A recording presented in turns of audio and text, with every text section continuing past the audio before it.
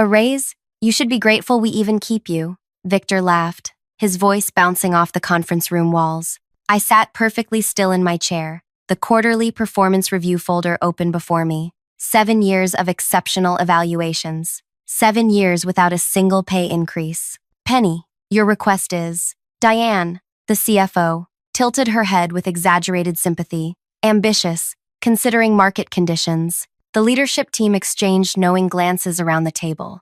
8 people who collectively made decisions about my worthwhile, knowing nothing about what I actually did for them. I developed the calibration method that increased our precision by 37%, I said, keeping my voice steady. Production time was cut in half. The Eastbrook contract alone, which we secured through aggressive negotiation tactics, interrupted Ben, VP of Sales, though we both knew it was my technical specifications that won that deal. I've trained 16 junior technicians since I started. I've personally troubleshot critical issues for our top clients. The European expansion would have collapsed if I hadn't. Team effort, Victor cut in, drumming his fingers on the polished surface. Everyone pulls their weight here, Penny. My salary hasn't changed since I was hired. I'm only asking to align with current industry standards. Victor leaned back, exchanging amused glances with the others. Industry standards are for average contributors. If you want extraordinary compensation, show us extraordinary results. My chest tightened.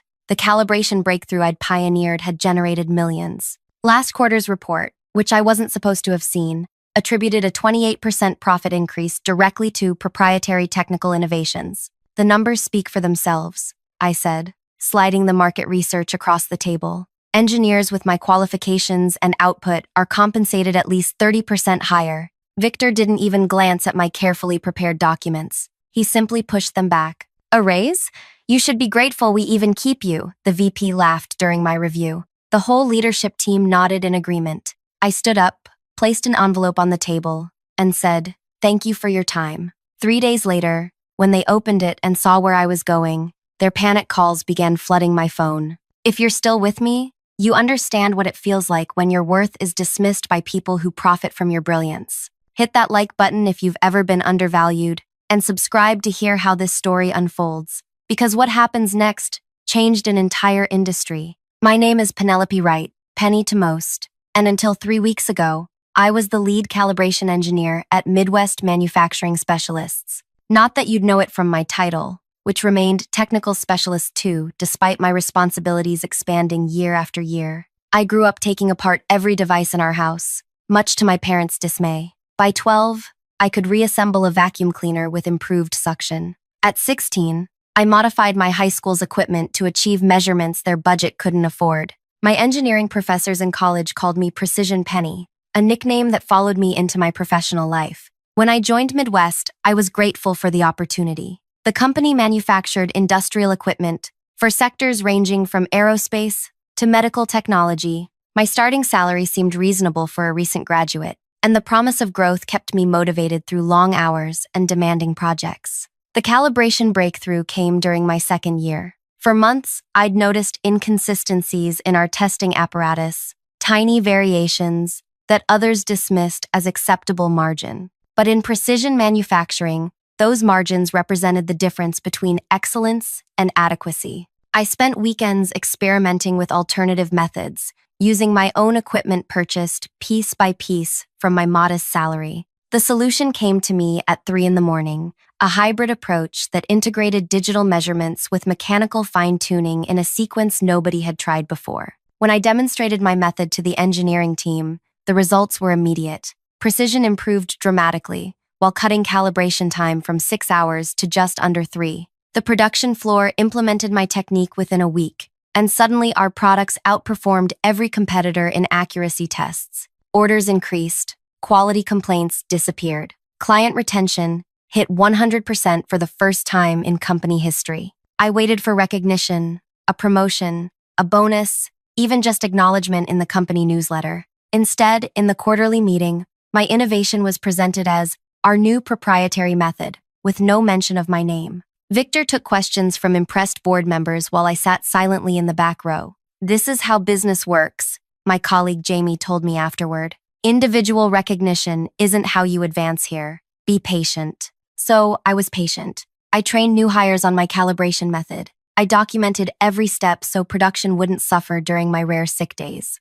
I answered calls from clients at midnight when their equipment needed emergency adjustments. The European expansion came in my 5th year. Regulatory standards differed significantly from American requirements, and the first shipment of machines failed inspection spectacularly. The expansion team was in crisis, with millions in equipment sitting in warehouses, unusable. "Penny, we need solutions, not explanations," Victor said during the emergency meeting. "Either fix this, or we'll find someone who can." I canceled plans for the next 6 weekends. My relationship with Luis ended when I missed his sister's wedding. I redesigned critical components, revised testing protocols, and created new calibration standards specifically for European requirements. By the 7th week, our equipment passed inspection with scores exceeding local manufacturers. The company celebrated the successful expansion with a party I couldn't attend. I was on a video call with German technicians, walking them through implementation. Each year, my performance reviews praised my dedication and technical expertise. Each year, my compensation remained unchanged. When I raised the issue, I was told the company was restructuring or consolidating resources or emphasizing team achievements over individual contributions. I watched newer employees, usually men with half my experience, negotiate starting salaries higher than what I was making after 6 years. "That's just how negotiation works," Human Resources explained when I inquired. "Your performance is valued, but we can't disrupt internal equity by adjusting established employees." So I stopped asking and started applying elsewhere. The offers came quickly. My reputation in the industry had spread, despite the company's effort to brand my innovations as their collective achievement. I declined 3 positions out of misplaced loyalty before an unexpected email arrived in my personal inbox. "Your calibration method has revolutionized equipment precision standards," wrote Olivia, director of the Industrial Certification Authority. "We're creating a new position, Chief Innovation Officer, to modernize certification protocols across the industry. Based on your contributions to the field, we'd like to discuss your interest." The ICA sets the standards that every manufacturer in our sector must meet. Their certification is the difference between market access and bankruptcy. Their offer included compensation that made my current salary look like a clerical error, plus authority to shape industry practices. I met with Olivia for dinner, intending only to gather information. 3 hours later, surrounded by empty plates and pages of notes about potential improvements to certification standards, I realized I'd found my path forward. "I need 2 weeks to properly transition my current projects," I told her as we parted. "Take the time you need," she replied. "We've waited years for someone with your vision. A few more weeks won't matter." I decided to give Midwest one final chance. I prepared extensive documentation showing my contributions, market salary data, and a modest request that would still leave me underpaid but would acknowledge my value. I scheduled my annual review early and arrived with hope that rationality might prevail. Instead, I got laughter and dismissal. As I walked back to my workstation after the meeting, a strange calm settled over me. 7 years of doubt about my worth dissolved in an instant. Their reaction wasn't a negotiation tactic. It was a revelation of how they truly saw me, disposable despite being irreplaceable. I sent a brief email accepting Olivia's offer before starting my afternoon tasks. That evening, I drafted my resignation letter. 2 paragraphs, professional and concise. I mentioned no grievances, made no accusations. I simply stated that I would be departing in 2 weeks to pursue another opportunity and would ensure all my projects were properly transitioned. I slipped the letter into an envelope and placed it in my bag for tomorrow. My phone lit up with a text from Jamie. "How'd the review go?" I stared at the screen for a long moment before replying, "Exactly as expected." The next morning, I arrived at work as usual. I greeted security, prepared my workstation, and began addressing urgent client requests. At precisely 9:30, I walked to the conference room where the leadership team was having their daily briefing. I knocked once and entered. 8 pairs of eyes turned to me with mild surprise. "Penny, we're in the middle of something," Victor said, annoyed at the interruption. I approached the table silently and placed the envelope in the center. "Thank you for your time," I said, and walked out, closing the door behind me. The envelope remained unopened for 3 days. I continued working, documenting processes, and training colleagues on aspects of my role that only I understood. No one mentioned my unusual appearance at the leadership meeting. No one asked about the envelope. On the 3rd day, While I was calibrating equipment for our newest client, my phone began vibrating continuously in my pocket. 6 missed calls from human resources, 4 from Victor, 2 from Diane. I turned it off and finished my calibration. What happened next would reshape not just my career, but an entire industry's standards of excellence and accountability. And it all began with a simple, unopened envelope. When I returned to my desk, Heather, from HR, was waiting. "Penny," she lowered her voice. "Victor opened your letter. He's concerned. Can we talk privately?" I followed her to a small conference room where Victor and Diane were already seated. Victor pushed my resignation letter across the table. "What is this?" he asked, as though the clearly stated resignation was written in hieroglyphics. "My 2 weeks' notice," I replied. "I've accepted another position." "Where?" Diane demanded. "I'd prefer not to discuss that until I begin my new role." Victor leaned forward, his demeanor transformed from yesterday's mockery to today's desperation. "Penny, we may have been hasty during your review. Let's revisit your compensation request." "The leadership team was having a difficult day," Heather added. "We value your contributions tremendously." "I appreciate that," I said, "but I've already accepted another offer." "Whatever they're paying, we'll match it," Diane said. I thought about 7 years of denied requests, of watching less qualified colleagues advance while I remained stationary, of weekend work and midnight troubleshooting, of innovations attributed to the company rather than to me. "This isn't about money," I said, though partly it was. "It's about finding the right opportunity for my career growth." "We can create a new position," Victor offered, "Senior Technical Specialist. With a team reporting to you." "Thank you, but my decision is final." They continued with escalating offers, as though negotiating with a hostage-taker. By the time I left that room, they'd promised a 50% raise, a director title, and a seat on the innovation committee. The same committee that had rejected my improvement proposals for years.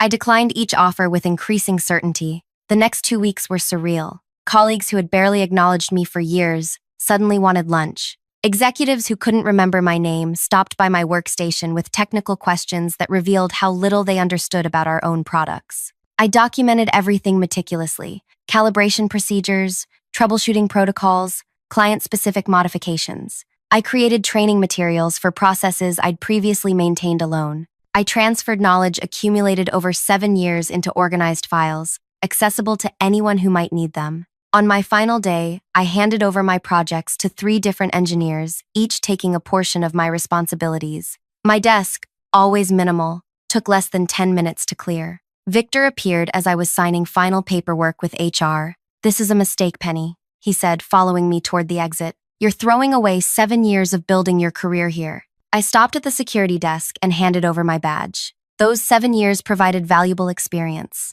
I'm grateful for that. At least tell us where you're going," he pressed as we reached the lobby. "We should stay in touch." I considered various responses before settling on simple truth: the Industrial Certification Authority. Today was my last day here, but I don't start there for 3 weeks. "I'm taking some time off." His face paled. "The ICA? In what capacity?" "Chief Innovation Officer." Victor's expression collapsed into something between panic and disbelief. He knew, as everyone in our industry knew, that the ICA's standards determined which products reached market and which failed. Their certification process could accelerate or destroy a company's future. His voice dropped to a whisper. "We should talk about this." "We've had 7 years to talk," I replied. "Goodbye, Victor." I walked through the glass doors into bright spring sunshine, the weight of unappreciated years falling away with each step toward my car. Those 3 weeks between jobs were the first real break I'd taken since college. I visited my parents in Michigan, hiked trails I'd always been too busy to explore, and slept without setting an alarm. I declined 14 calls from various Midwest manufacturing numbers and deleted their voicemails unheard. On my first day at the ICA, Olivia personally showed me to my office, an actual office with a door and windows, not the shared workstation I'd occupied for 7 years. "The certification standards haven't been substantially updated in nearly a decade," she explained. "Technology has evolved, but our requirements haven't kept pace. Your first project is to modernize our approach, particularly in precision measurement protocols." I spent my first month learning the organization, reviewing current standards, and identifying outdated requirements. By the 6th week, I'd drafted preliminary revisions that would raise industry standards to reflect current technological capabilities. These are significant changes, noted Xavier, the technical review director, during our planning meeting. Some manufacturers will struggle to comply. Any manufacturer using current best practices will meet these standards, I replied. The changes primarily affect those using outdated methods or taking shortcuts. Like ignoring calibration drift over time?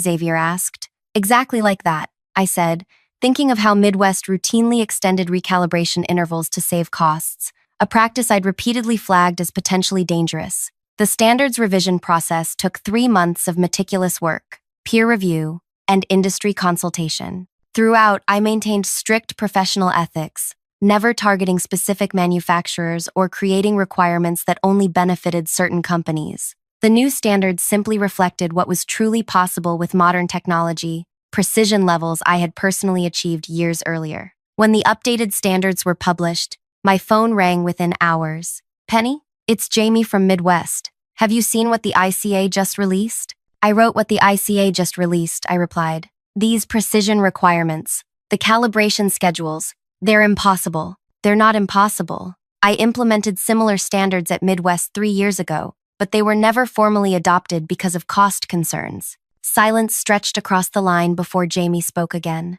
Our certification renewal is due next month. We're nowhere near compliant with these new requirements. The ICA offers implementation consulting for companies transitioning to the new standards, I said, reciting our official position. I can refer you to that department if you'd like. Jamie declined, and I later learned Midwest had hired an external consultant at premium rates. 2 weeks later, my assistant notified me that Midwest Manufacturing had requested an expedited pre-assessment review, a service we offered to companies concerned about their certification status. The review was assigned to one of our senior inspectors, maintaining my professional distance from my former employer. The inspector's report arrived on my desk with a large red flag notification. Midwest's equipment failed to meet the new standards by significant margins. Their calibration procedures were outdated, their precision measurements inconsistent, and their quality control documentation inadequate. I forwarded the report to our certification committee with standard recommendations for improvement paths.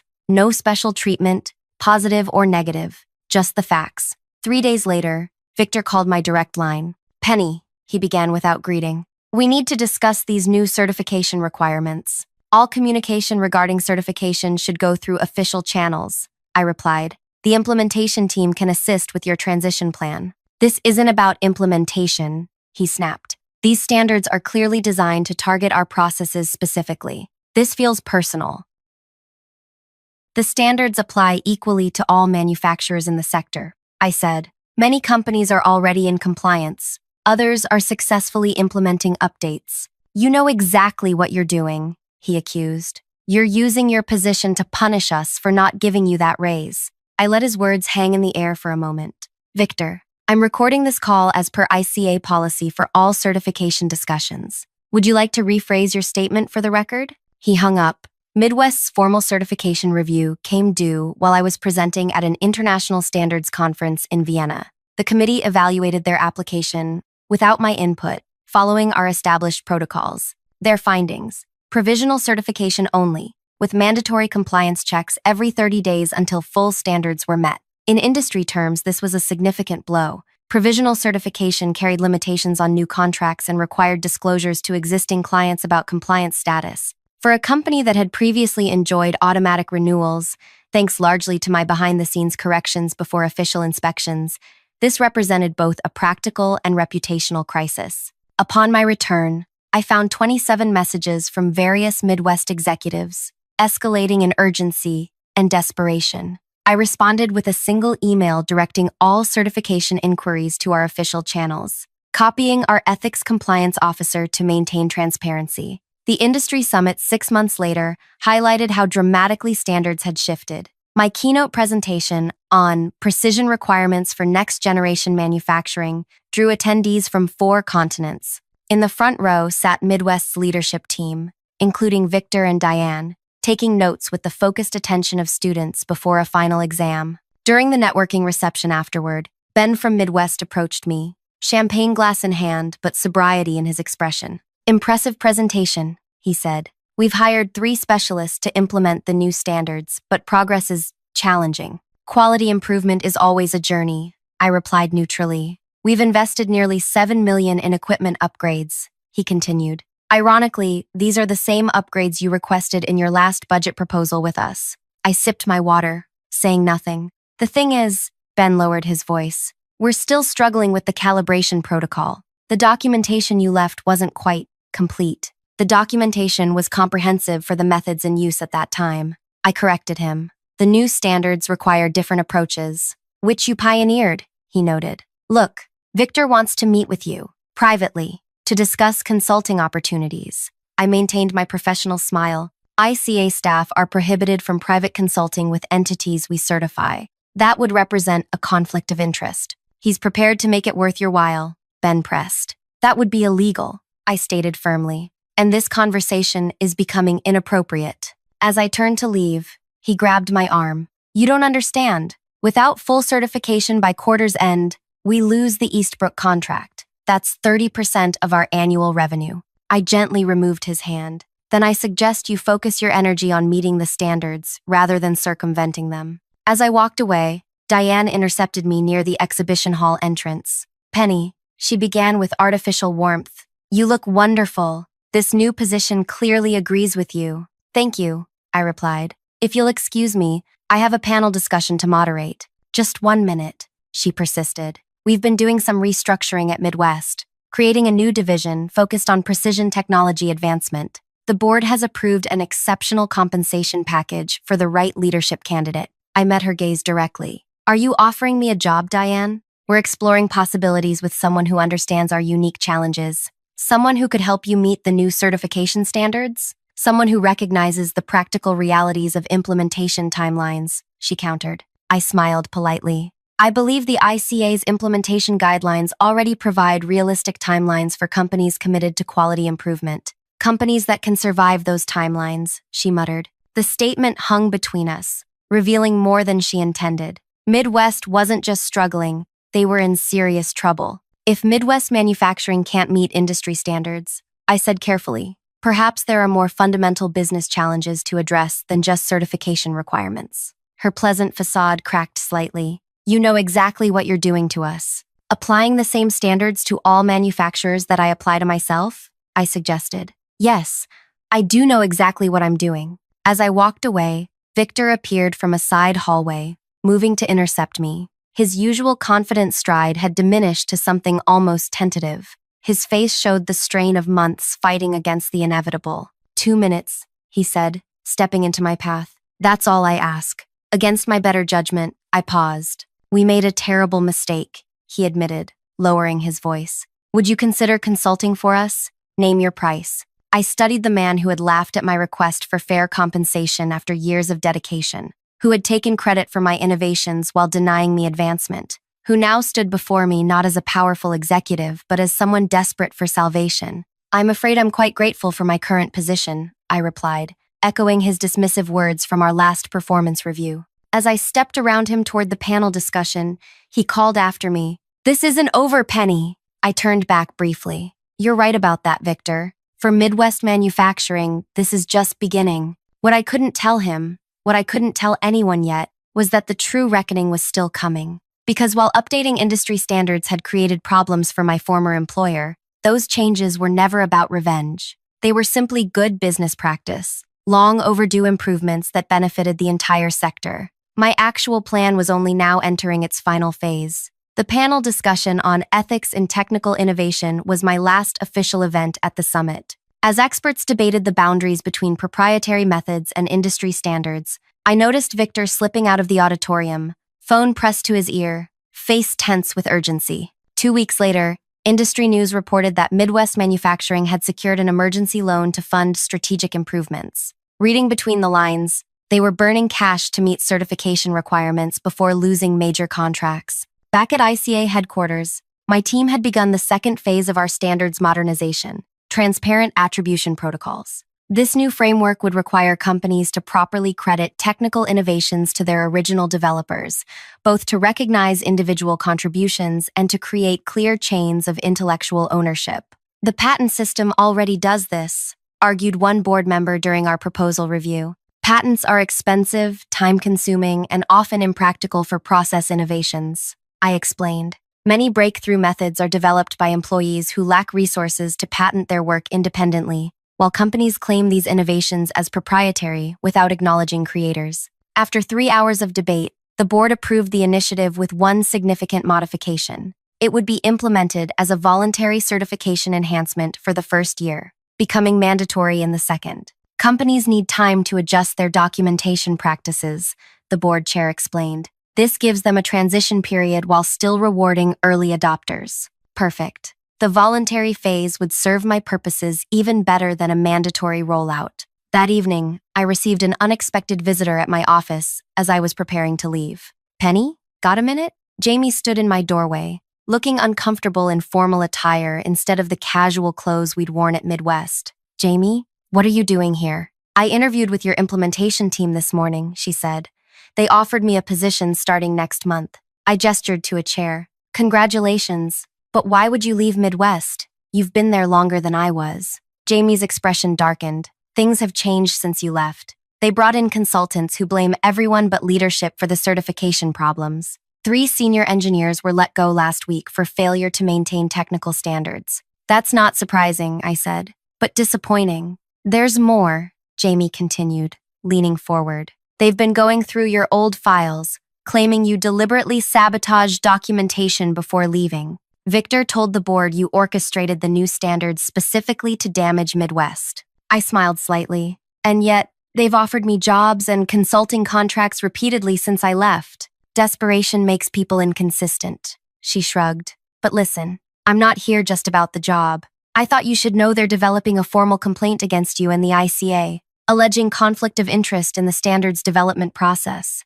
My smile widened. Are they really? Jamie studied my expression. You don't seem concerned. Because I've done nothing wrong, I replied. Every step in our standards development was documented, peer-reviewed, and approved through proper channels. My personal history with Midwest was disclosed and properly managed. They're saying you had access to proprietary information that you're now using against them. The certification standards contain nothing proprietary to Midwest, I said. They reflect industry best practices that dozens of manufacturers already implement successfully. Jamie nodded slowly. That's what I figured, but they're desperate. The Eastbrook contract is hanging by a thread, and 3 other major clients are reviewing their options. As Jamie left for her orientation meeting, I considered the implications. A formal complaint would be inconvenient but ultimately beneficial to my plan. It would trigger exactly the type of scrutiny I'd been carefully preparing for. The next morning, I received a formal notice that Midwest Manufacturing had indeed filed a complaint with the ICA's Ethics Committee and the Industry Oversight Board. They alleged that I had weaponized inside knowledge and manipulated certification requirements to target specific operational methods used by Midwest. I forwarded the complaint to our legal team with a brief note. Proceeding as anticipated. Please implement Protocol 37. Protocol 37 was our standard response to certification challenges. A. Comprehensive review of all documentation related to standards development, including every draft, comment, and revision. It was typically a 3-week process that produced hundreds of pages of evidence supporting our methodologies. For the next month, I continued my regular duties while the ethics investigation proceeded. I made no public comments about Midwest, maintained strict professional boundaries, and focused on our new attribution framework. 3 manufacturing leaders approached me about early adoption of the attribution standards, eager to position themselves as ethical innovators. I worked closely with their teams to implement the voluntary certification, establishing processes that would later become industry models. 6 weeks after filing their complaint, Midwest requested an urgent meeting with the ICA board. As Chief Innovation Officer, I was invited but recused myself due to the ongoing ethics investigation. Instead, I prepared a detailed brief for the board and watched the proceedings via closed circuit from my office. Victor led Midwest's presentation, flanked by their legal team and 2 external consultants. Gone was the desperate man from the summit. Today, he projected confident indignation. The new standards are technically sound, he conceded, but their implementation timeline is punitive and appears targeted at specific manufacturers, including Midwest. We believe this represents a conflict of interest related to Ms. Wright's previous employment. The board chair responded with practice neutrality. The Ethics Committee has completed its investigation of your allegations. Their findings have been distributed to all parties. Victor accepted the thick folder handed to him, but continued without opening it. Furthermore, we've discovered evidence that Miss Wright deliberately withheld critical calibration documentation before her departure, making compliance unnecessarily difficult. This was a serious accusation, one that could damage my professional reputation if it gained traction. The board chair glanced at the Ethics Committee representative, who nodded and stood. Actually, that specific allegation was anticipated and investigated thoroughly. Page 47 of our report addresses documentation protocols at Midwest Manufacturing during Miss Wright's tenure. Victor flipped to the page, his expression shifting from confidence to confusion as he read. As you can see, the committee representative continued, Miss Wright maintained exceptional documentation standards. Her departure materials included 2,347 pages of technical documentation, 126 training videos, and detailed transition notes for each project. We've compared this to industry benchmarks and found it exceeds standard practices by approximately 340%. This doesn't align with our internal assessment, Victor argued. Critical calibration sequences were missing from the documentation. If I may, interjected Xavier, our technical director. The committee investigated this specific claim by reviewing the documentation package Miss Wright provided upon departure. We found the calibration sequences fully documented in Section 12.3, with cross-references to implementation guides in appendices E through G. Victor conferred hurriedly with his team. I watched his face flush as someone showed him something on a tablet. It appears, he said finally, that some documentation may have been misfiled internally after Miss Wright's departure, or deliberately hidden, suggested a board member, to support this complaint. The meeting deteriorated from there. Midwest's allegations collapsed under scrutiny, with each claim systematically dismantled by evidence I had meticulously prepared over 7 years. You see, my revenge was never about creating impossible standards or targeting my former employer. It was about something far more powerful, creating a system where truth could not be buried, where contributions could not be stolen, and where excellence could not be exploited without recognition. For 7 years, I had documented everything, not just technical processes, but every interaction where my ideas were appropriated, every email where credit was reassigned, every meeting where my contributions were minimized. I had maintained dual records, the official documentation that met all professional requirements, and my personal archive that told the true story of innovation at Midwest Manufacturing. When I joined the ICA, I didn't need to target Midwest. I simply needed to create systems that would naturally expose what had been happening there all along. The attribution framework was the final piece, not because it would force Midwest to acknowledge me, that time had passed, but because it would prevent them from doing to others what they had done to me. 2 days after the failed complaint hearing, Midwest's board of directors announced an internal investigation into potential misrepresentation by senior leadership regarding technical capabilities.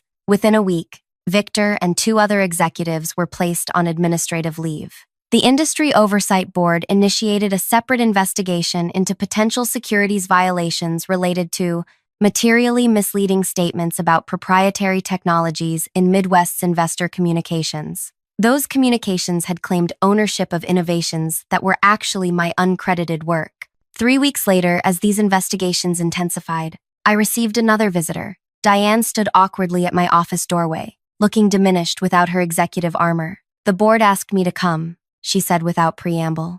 We're facing serious consequences from the failed certification and the investigations. Our stock has dropped 60%. Eastbrook terminated their contract yesterday. I waited, saying nothing. The board wants to negotiate, she continued. They're prepared to offer public acknowledgement of your contributions, back pay for the raises you should have received, and naming rights for the calibration method. Why would I want any of that now? I asked. Because without it, Midwest won't survive another quarter, she admitted. 400 people will lose their jobs, not just leadership, engineers, technicians, people who had nothing to do with how you were treated. I considered her words carefully. The attribution framework offers a path forward for companies willing to honestly document their innovation history. Midwest could be among the first to adopt it. That would mean admitting publicly that leadership took credit for work we didn't do, she said. Yes, I replied simply. It would mean telling the truth. She nodded slowly. I'll take that to the board, But Penny, was this your plan all along? From the moment you placed that envelope on the table? I met her gaze directly. My plan was to create an industry where innovation is properly attributed and excellence is properly valued. What's happening to Midwest is simply the natural consequence of years of decisions made by its leadership. The following month, Midwest Manufacturing became the fourth company to adopt the attribution framework. Their implementation included a public reconciliation of innovation credits, acknowledging 26 engineers whose contributions had previously been attributed to proprietary company methods. My name led the list, with 17 distinct innovations spanning 7 years. Victor and 3 other executives resigned. The new CEO, promoted from engineering management, introduced a transparent compensation structure tied directly to innovation contributions. Jamie withdrew her ICA employment application and returned to Midwest to lead their attribution compliance team. 6 months later, Midwest received full certification under the new standards. Their stock price had stabilized, and while the Eastbrook contract was gone forever, new clients attracted by their ethical transformation had filled much of the gap. At the next industry summit, I presented the final version of the attribution framework, now adopted by over 60% of certified manufacturers. As I concluded my presentation, I noticed a familiar face in the back row, Luis, my ex-boyfriend, now working for a competing certification body. Any questions? I asked the audience. Luis raised his hand. How do you respond to critics who say this framework primarily benefits individual innovators at the expense of corporate investment? I smiled. Innovation without attribution is appropriation. Companies that understand this attract the best talent, produce the best products, and ultimately deliver the best returns to investors. This isn't about individuals versus corporations. It's about creating an ecosystem where excellence is recognized, rewarded, and therefore replicated. As the audience applauded, I thought about that envelope I'd placed on the conference table a year earlier. The revenge wasn't in leaving Midwest. It wasn't even in exposing their practices. The true revenge was in creating a world where what happened to me couldn't happen to anyone else. If this story resonated with you, take a moment to like and subscribe. Have you ever had your contributions overlooked or appropriated? Share your experience in the comments below. Remember, recognition may be delayed, but excellence leaves evidence that eventually tells its own story.